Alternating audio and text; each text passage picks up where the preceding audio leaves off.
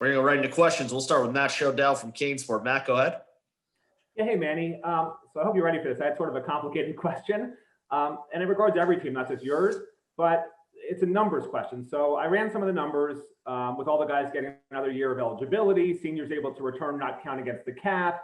So your numbers, you'd be looking at a roster of over 100 players in 2022, a peak of around 125 in 2024, if everyone's that is eligible to return comes back and you sign 25 a year. So I was wondering, have you already started to try to figure out numbers things? Are there strategies for it? How it could affect things? Can you, is it something that's almost, you can't even comprehend it? You just have to see what they do NCAA-wise? Like, how do you sort of address that? I am proud of you, Matt, for running the numbers on that, because I haven't even dared to touch that. That is quite an undertaking, to say the least. I mean, it's so hard because you're first and foremost under the assumption that everybody would come back, not just in the senior class, but draft eligible juniors. And then just for fun, let's throw a little bit of now it's the free transfer rule that's coming, right, with the one-time transfer exemption, which is almost a certainty at this point. So I think probably all college football coaches, we're all probably looking for a little bit of direction. We're trying to figure out if even to your point, can we sign more than 25? Is there a way to get some initials back? It is such a unknown frontier that we're venturing towards. It's very hard to have a concrete plan on what we're going to do going forward, because I don't know if anybody really knows what it's going to be like. Coach with Barry Jackson for the Miami Herald. Barry? Hi, Manny. I have another global question, but not with as many numbers as Shodell's question. At the moment, Trajan Bandy and Jeff Thomas are both out of football. Is this something you would mention to your players at the end of the year who are considering early entrance? Not in a mean way, obviously, but in a these are the facts thing. And does it upset you that you've now had a bunch of kids who have left early and then been unemployed out of the NFL altogether that next year? And what can be done about it, do you think? Well, what we do is we always show our players the facts every year, and I've mentioned this before. We show all of our guys where they go, what their contracts are like, how an NFL contract really breaks down, to try to arm them with as much information as possible. We've got all kinds of data on, how many early entrants get drafted. This is not a Miami issue. This is a issue that is occurring all over college football. And pretty much everything, in terms of raw data that we can show them, but it still is their personal choice, and it is hard to make a wide sweeping decision on it because, you cannot, you can't unpack in each of these individual cases the financial realities of these families, and of course, to your point, being unemployed, 8 months later doesn't help that financial reality, but that's not the way the world looks before the jump. So our job is to be nothing but a mentor and to provide information. And then what we always say is no matter what they choose, it's up to them to make their decision right. They have to make their decision right. And so we root for all of our guys when they leave the program. Coach, we're going to go to Manny Navarro with The Athletic. Manny, go ahead. Thanks, Manny. Hey, Coach. Obviously, going to ask you the injury question every Wednesday because we want to know if anybody missed practice and may not play. I guess what's kind of latest with that? I think we've all been practicing. I think Brevin's still the one that's the most limited, in terms of his ability to help us out right now. But I'm not ruling him out yet. I think everybody else. Has been good. Jared Williams has been taking more reps this week than he did a week ago, which will be good for us up front. And and that's where we're at right now. And then specifically, obviously we talked about it, I think Monday, but their quarterback situation, it feels like every week now you may go into it not really knowing who's going to start for them. But there are tendencies that those guys have. I guess there's something you can. Yeah. Well, there's small sample tendencies because I think they stumbled upon something at Wake Forest. Because I do think rolling some of those other quarterbacks in there gave them a shot at the arm. But as I mentioned earlier in the week, they do change a little bit with those other guys in there. But again, that's changing in a small sample size. So they could certainly expand the package with those other two that went in. So it's hard for us to say, well, hey, when they go in, it's only going to be this. You know, one guy's a true freshman and one guy's a transfer that his role is increasing. So we've got to prepare for the Virginia offense that we've kind of seen in some version of the last 5 years. Got to prepare for what they showed at Wake Forest, and then kind of being able to anticipate how they can expand those guys' package, and then just stay loose and adjust during the course. We expect we'll see something that we haven't seen, and we'll just have to adjust to it during the game. Coach, we've got time for a few more. We're going to go to David Ferrones at the Sun Sentinel. David? Hey, Coach, a couple of questions for you. After opening up the wide receiver competition, I want to know how that's gone for you this week. Has anyone stood out?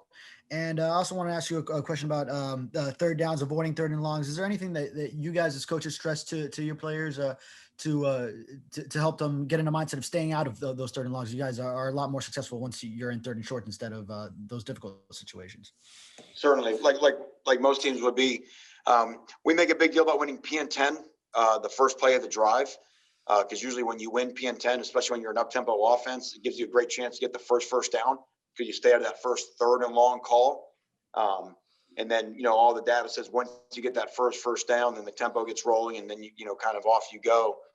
So we do talk about that and excuse me, make a big deal about PN10. Obviously, staying out of third and long is what every offense wants to do, and every defense wants to accomplish the opposite. So usually the better that you're efficient on a day, the better off you're going to be. In our more efficient games, we've had more manageable third downs. You think about the first drive of the Florida State game, we had a bunch of manageable third downs. Whereas in some games like Louisville and Pitt, where we were more explosive but less efficient, we had a harder time, and we had to convert some third down and longs like we did against Louisville, or had a harder time like we did against Pitt. So it really comes down to execution on your first and second down offense, and being efficient on what's available and doing a good job taking it.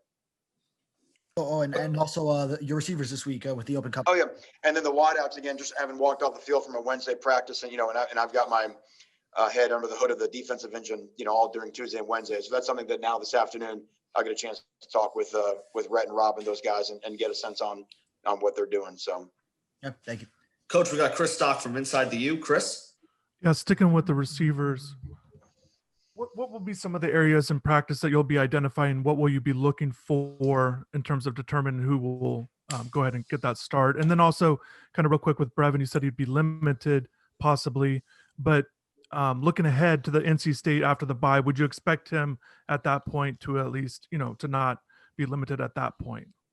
Oh yeah, I mean that's a ways off, but yeah, we would think we'd have, as everyone we have right now would be available for then. From the wideout standpoint, I think there's two. Let's start. There's really three things. I mean, one, everyone's got to be playing with great, effort and assignment, those type of deals, which, some of the young guys are learning. Still that, but it factors into, putting what is happening on Green Tree practice field into the context of the game, and things that we don't do in practice that are showing up in the game, and trying to eliminate that thing to get our game performance to match. And I'm not talking about even the end result of the play. I mean, the way we run a route, the way we stick this, the way we stack a guy, just all those type of things. So we're looking to see those two things become closer together. And part of that, I think, will come just the more you run in offense in the course of these games. And again, you have to remember these guys didn't get scrimmages in the spring. You didn't get some of your non-conference schedule where you get a chance to work out some of the kinks of all this type of stuff. And then the other part is just making a play.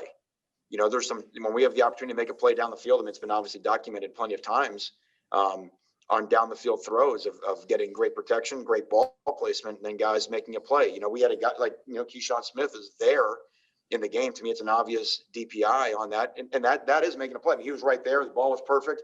The defensive back comes, whacks the hands. If he doesn't whack the hands, it may be a long touchdown. And there it is. There's a big shot play. At the minimum, it should have been first down plus 15 yards. So obviously we're always looking to increase our explosiveness without having to manufacture it schematically. That's always a part of it, and Rhett does a great job with that. But every now and then it's nice to throw the ball down the field and the next play be way down there or a touchdown. Coach, last one for you. Susan Miller-Degnan from the Miami Herald. Susan, go ahead for Coach Diaz. Hey, Coach. UVA represented Coastal Division, I know, last year in the title game. They've dropped 3 in a row now. I know you've repeatedly said how hard it is, to win a game. But the team has really come through in every game except against number one.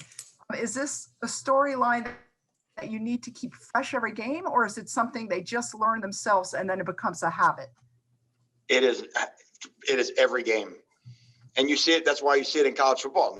I mean, every game you've got to rebuild it. And the second you think it's a habit, that's when you get beat. And that's what you just have to be aware of. The gravity of mediocrity is so strong. And if you're not fighting and scratching and clawing and swimming against it, it'll just suck you back into the mediocre middle. So no, we talk about it every week. We're playing this game as if we're coming off a 3-game losing streak, and I'm sure they're playing the game as if, I mean, look, no one's records walk onto the field with them. It's just Miami, Virginia.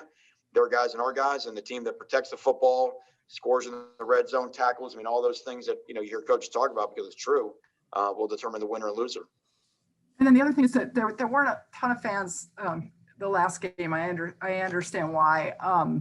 This game, does it make a difference? There's, with under like 10,000 fans or less? Does what make a difference? I'm sorry. Having those fans, there's not that.